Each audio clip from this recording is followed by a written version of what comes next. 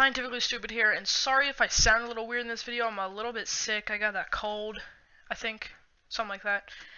But basically, I'm going to do a tutorial on cell fracturing.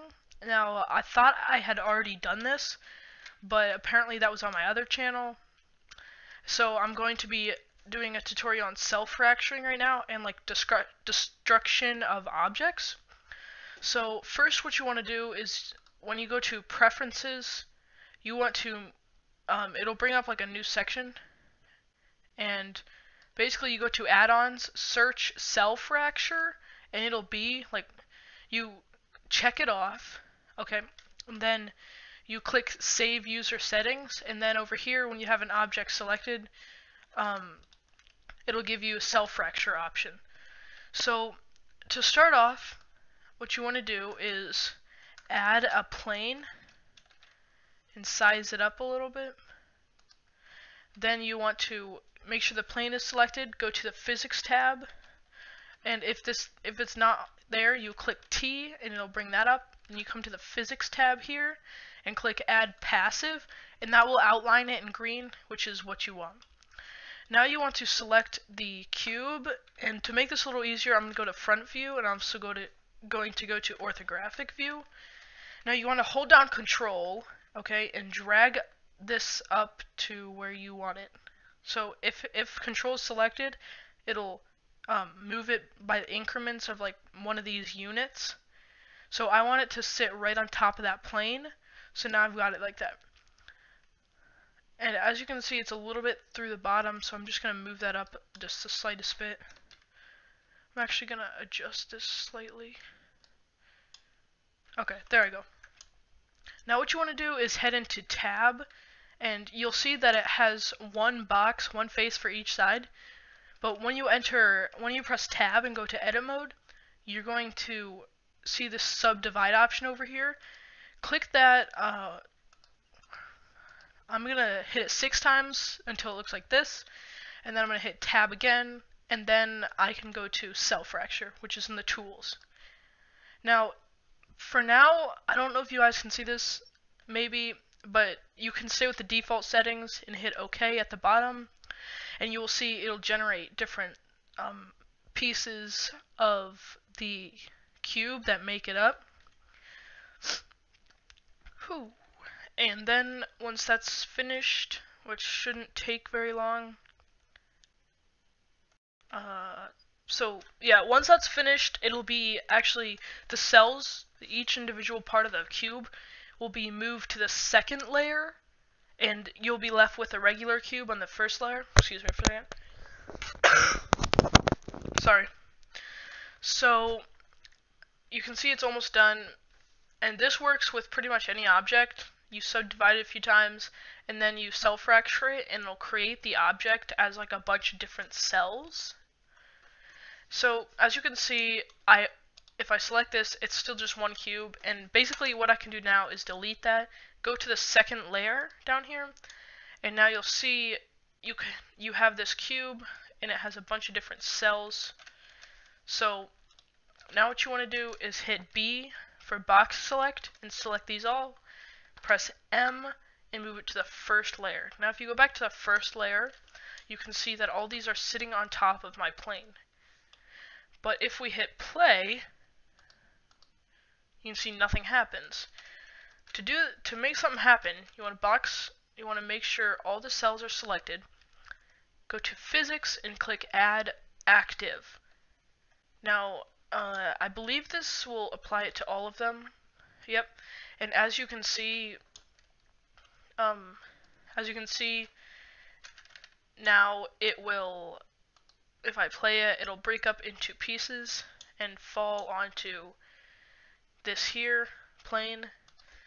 But that's the basics of cell fracturing, and now I'm going to move on to destruction of different objects.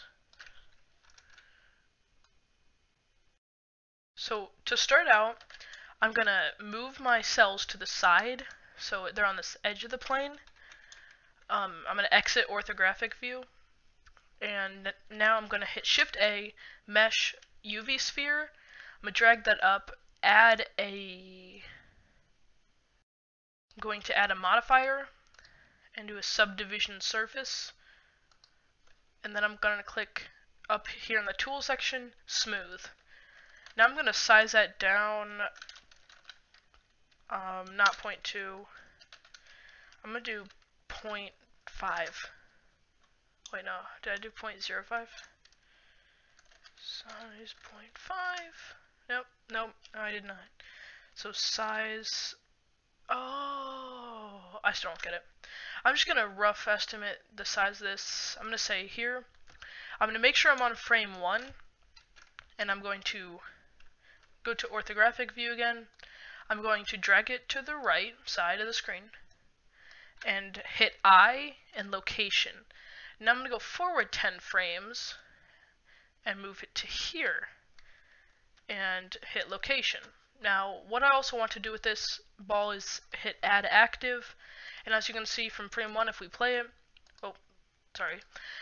if you're going to add it active, you want to come over here to the physics and check off the animated box, so then you can actually move it, and as you can see it will move like that. And you want to go to the frame that has it at the endpoint, go back 2 frames, so mine has the where it stops, that's frame 10. So now I go to frame 8, hit I on animated with it checked off, go to the next frame and uncheck animated and click I, and then you want to play it, and you can see that it will send itself flying into the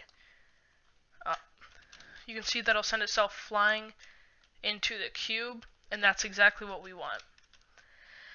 Now what we're going to do is set up one of these for the actual cells. So go to the beginning and deselect all by pressing A, press B and box select all the cells. Now drag your sorry about that. You want to drag your little frame thing down here to the frame that the ball first hits. You want to find that, so that it's right there, and go 2 frames before it and make sure animate is checked off, and then go to the next frame. Wait. And check. Wait. Why is it?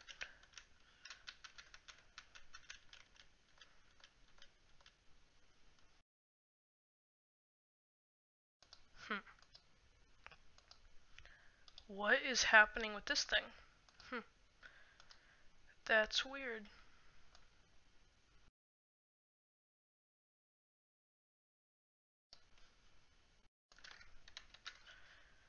Why did it do that? Why is it going back? What the heck?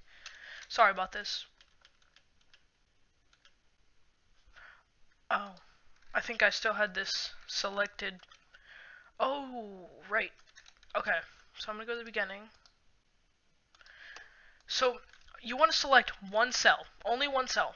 Make sure it's a cell that well, doesn't really matter. So select a cell, find the frame that the ball would first hit the cube, and go 2 frames before it, check off animated, and then go to the next frame, uncheck animated, and also you want to keyframe both of those. So now if I watch it from the beginning, you can see that one cell doesn't actually fall until it's hit by the ball, the main box in general. I will be right back. Sorry about this.